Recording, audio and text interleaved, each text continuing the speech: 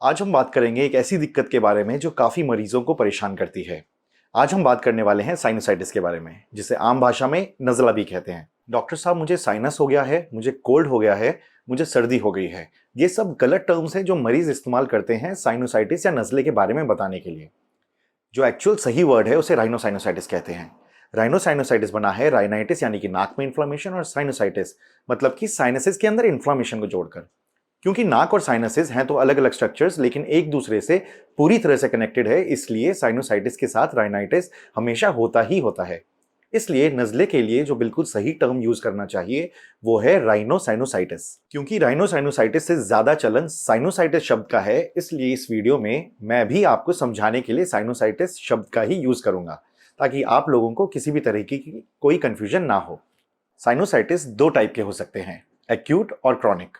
अगर साइनोसाइटिस के लक्षण 4 हफ्तों से कम हैं तो इसे एक्यूट साइनोसाइटिस कहते हैं, लेकिन अगर साइनोसाइटिस के लक्षण 12 हफ्तों से ज्यादा हैं तो इसे क्रॉनिक साइनोसाइटिस कहा जाता है। इस वीडियो में हम सिर्फ एक्यूट साइनोसाइटिस के बारे में ही बात करेंगे और आने वाली अगली वीडियो में हम डिटेल में बात करेंगे सिर्फ क्रॉनिक साइनोसाइटिस के बारे में। इस वीडियो में हम एक्यूट साइनोसाइटिस से रिलेटेड सभी बातें, जैसे कि साइनोसाइटिस क्या है, ये कैसे होता है, इसके क्या सिम्टम्स होते हैं, वो कौन से लक्षण हैं जिससे साइनोसाइटिस और मामूली जुकाम यानी कि कॉमन कोल्ड के बीच में अंतर पता चलता है, सबके बारे में बात करेंगे। हम साइनोसाइटिस के मेडिकल इलाज के बारे में तो बात करेंगे ही, साथ में हम बात करेंगे इसके घरेलू इलाज के बारे में भी। नमस्कार दोस्तों, मैं हूं डॉक्टर शरद और मैं एक ईएनटी और राइनोप्लास्टी सर्जन हूं और स्वागत है आपका मेरे चैनल पर।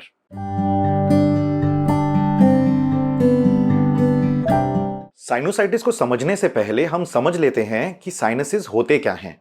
साइनसेस हमारे चेहरे और सर की हड्डियों में हवा से भरी हुई खाली स्पेसेस होती हैं जिनका इंपॉर्टेंट रोल होता है, जैसे कि हमारा स्कल को हल्का रखने में। साइनसेस नाक में एंटर करने वाली हवा का टेम्परेचर इंसानी शरीर के मुताबिक रेगुलेट करते हैं। ये नाक को मॉइस्ट रखते हैं और ये वॉइस के रेजोनेंस में भी हेल्प करते हैं।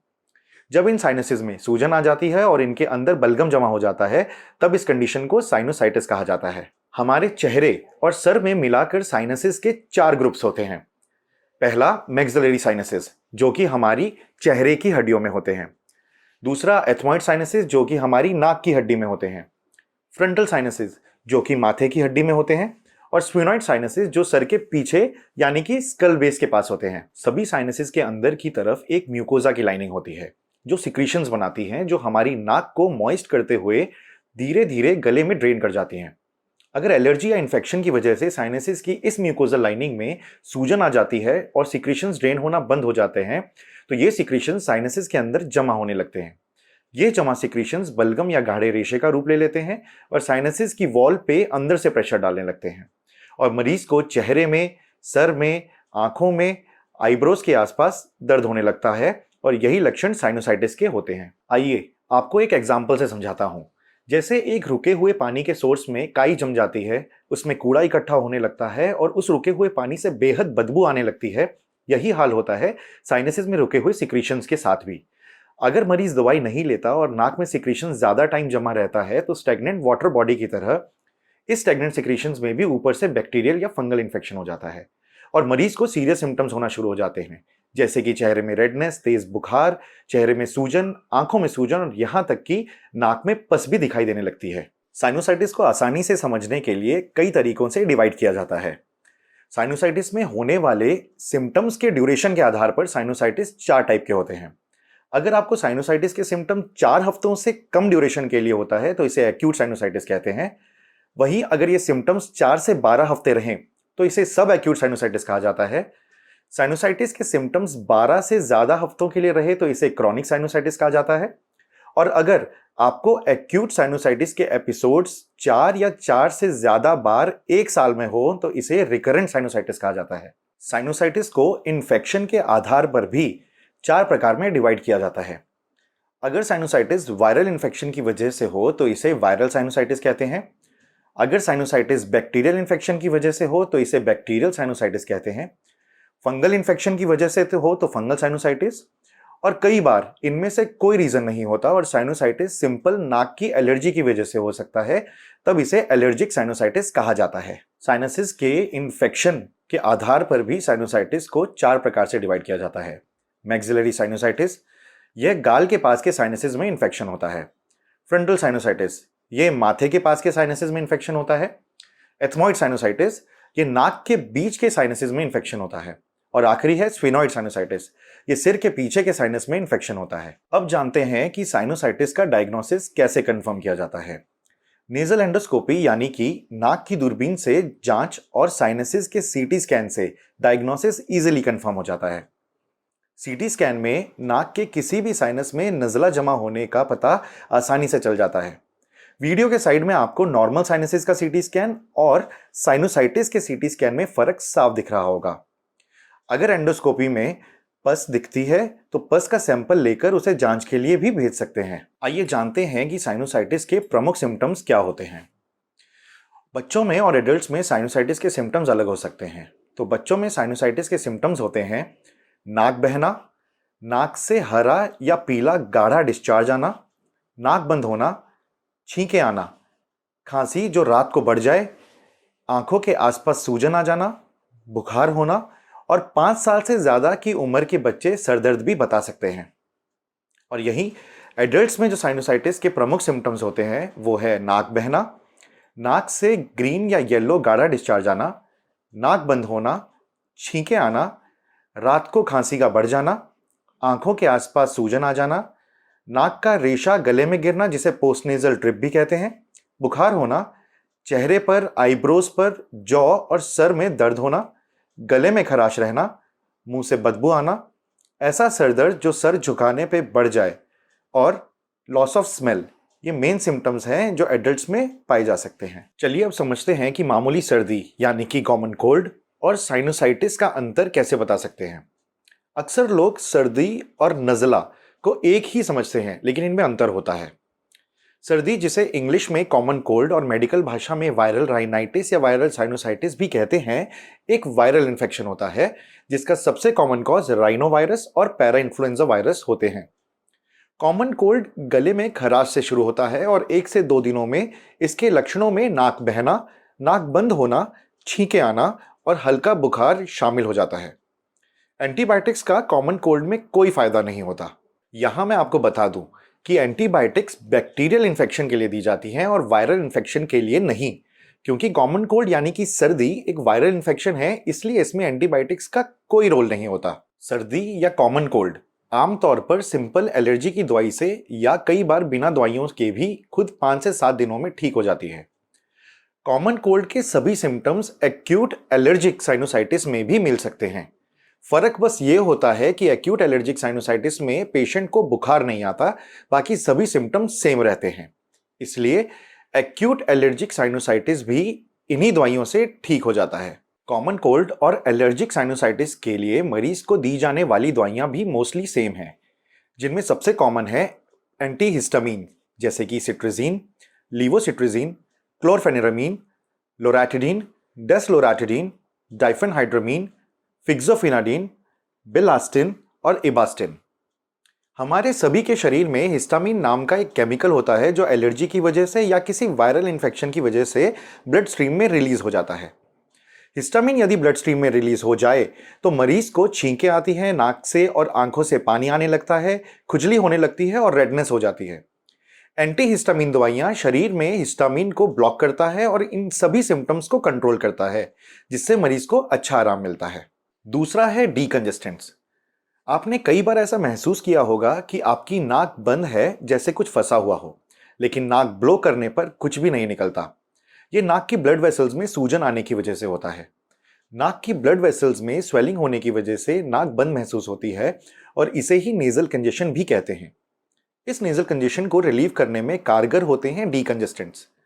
डीकंजेस्टेंट्स जैसे कि ओरल डीकंजेस्टेंट्स, फिनाइलेफ्रिन और सूडोएफेड्रिन जो खाने की टैबलेट के फॉर्म में मार्केट में अवेलेबल होती हैं, और टॉपिकल डीकंजेस्टेंट्स जो नेजल स्प्रे फॉर्म में अवेलेबल होते हैं जैसे कि ऑक्सीमेटाजोलिन और ज़ाइलोमेटाजोलिन। इनके यूज से मरीज की बंद नाक खुल जाती है और मरीज को बेहतर सांस आती है। तीसरा है विटामिन सी और जिंक। कई स्टडीज में देखा गया है कि विटामिन सी और जिंक की गोली खाने से कॉमन कोल्ड और वायरल साइनोसाइटिस में आराम आता है।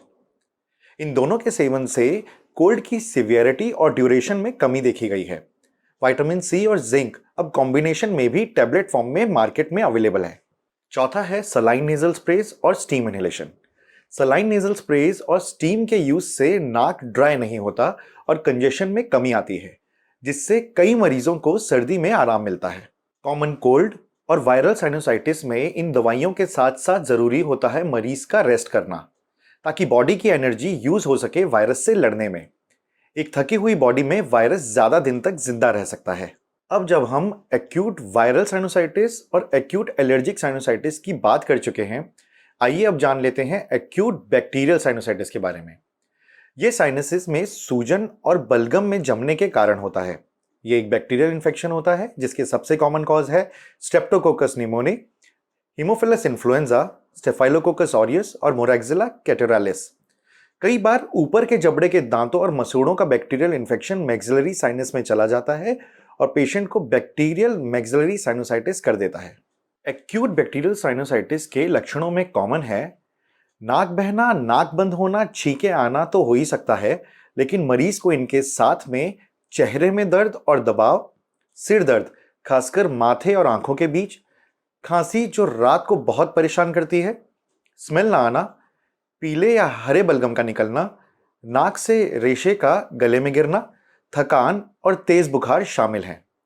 साइनोसाइटिस बिना दवाइयों के अपने आप ठीक नहीं हो सकता और इसका सही तरीके से पूरा इलाज करने के लिए एंटीबायोटिक दवाइयों की जरूरत पड़ती है। बैक्टीरियल साइनोसाइटिस के लिए मरीजों को दी जाने वाली दवाइयों में सबसे कॉमन है एंटीबायोटिक्स, जैसे कि एमॉक्सिसिलिन पोटेशियम क्लेवुलिनेट का कॉम्बिनेशन, सिफेरोक्साइन, सिफेपोडॉक्साइन, सेफेक्सिम, क्लैरिथ्रोमाइसिन, एजिथ्रोमाइसिन और डॉक्सीसाइक्लिन ऐसी कई एंटीबायोटिक्स बैक्टीरियल साइनोसाइटिस में बहुत कारगर होती हैं।